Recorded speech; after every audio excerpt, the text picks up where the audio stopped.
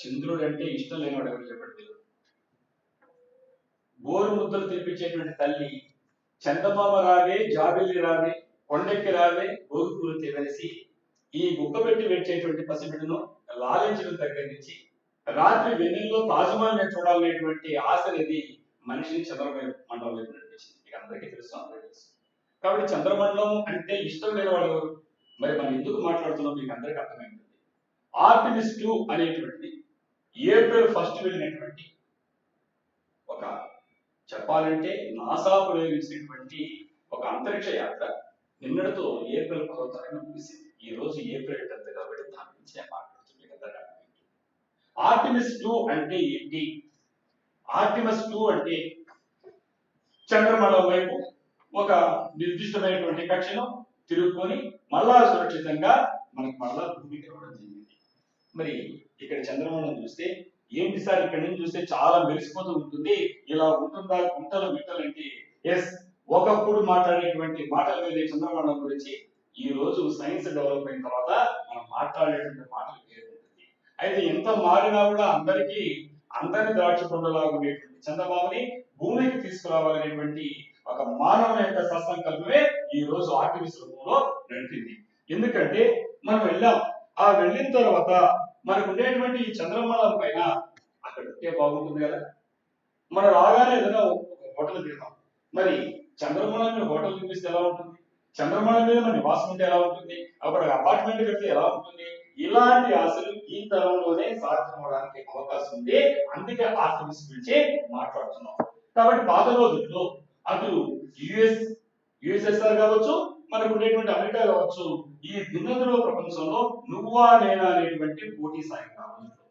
కాబట్టి ఆ రోజు జస్ట్ వెళ్ళి ఒక జెండాను పాతితే అదే గ్రేట్ ఆ రోజుల్లో. ఎందుకంటే నీ ఆధిపత్యమా నా ఆధిపత్యం అని రెండు అగ్రరాజ్యాల మధ్య జరిగినటువంటి ఆధిపత్య పోరాటమే ఆ రోజు ఉండేటువంటి అపోలో యాత్ర దారితీసింది. మీకు అంతా తెలిసి ఉంటుంది.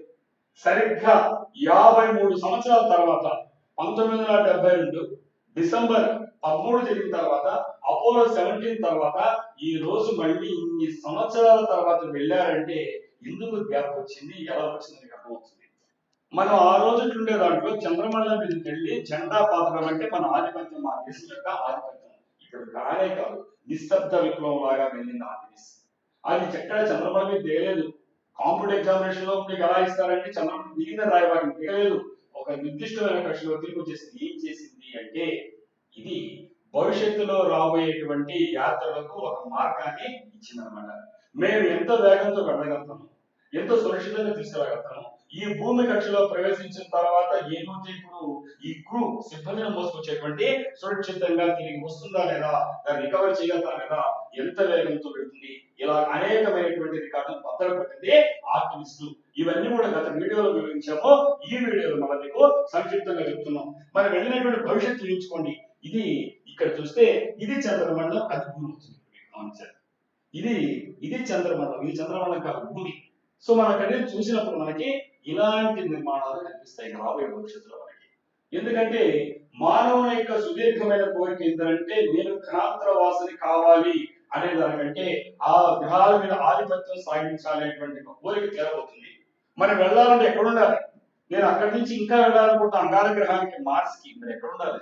నాకు హోటల్స్ అన్నీ కావాలి. ఆ నిర్మించడానికి కావాలంటే ఎంత పేలోడ్, ఎంత దాన్ని తీసుకెళ్ళగలుగుతాను, ఏ రకంగా వెళ్ళగలుగుతాను, ఇలాంటి అనేకమైన ఎక్స్పెరిమెంట్స్ కి దారి తీసిందే ఆర్టిమిస్ 2 అనేటువంటి యాత్ర. సో ఎందుకంటే అక్కడ చంద్రమండలం చూస్తే అక్కడ గమనించుకోండి, ఇవన్నీ కూడా ఒక్కొక్క ప్రాంతంలో ఉండేటువంటి అరుదైనటువంటి లోహాలు, మినరల్స్ లాంటివి. ఈ భూమిపై మనకు గుంపుడు తెలుసుకో.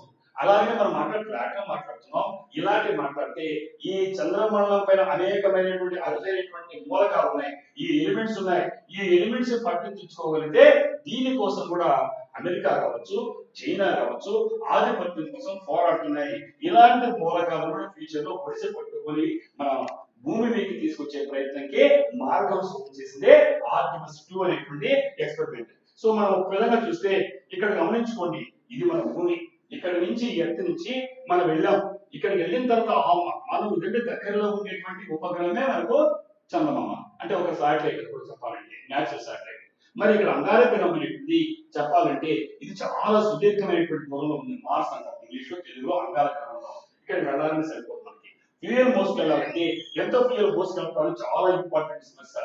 ఎందుకంటే ఒక రాకెట్ ని మోసుకెళ్ళడం అనేది చాలా కష్టమైన పని. అందుకోసమే భారీ ఎత్తున మన రాకెట్ ని ప్రయోగిస్తున్నాం. మరి ఇంత ఇంధనాన్ని మోసుకొచ్చి ఇక్కడికి వెళ్తే మనం కారులో వెళ్ళాం, ఇంకో దాంట్లో వెళ్ళాం, వెళ్ళిందనే ఆయిల్ ఎక్కించాలంటాం. సో ఇలాంటి పరిస్థితి అంతరిక్ష యాత్రికుల పరిస్థితి.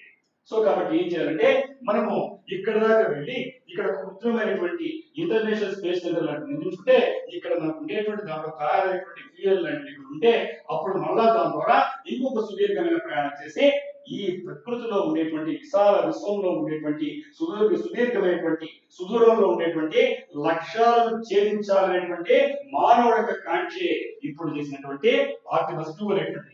ఈ విధంగా చూస్తే అలాంటి దాంట్లో ఇలాంటి నిర్మాణాలు చంద్రమండలం మీద ఉండబోతాయి భవిష్యత్తులో.